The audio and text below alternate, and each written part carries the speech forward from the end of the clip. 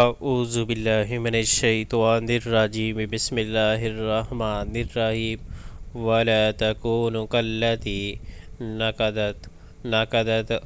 غزلها من بعد قوة انکاسا تتخذون ایمانکم دخلا بینکم ان تکون امة هی اربا من امتی انما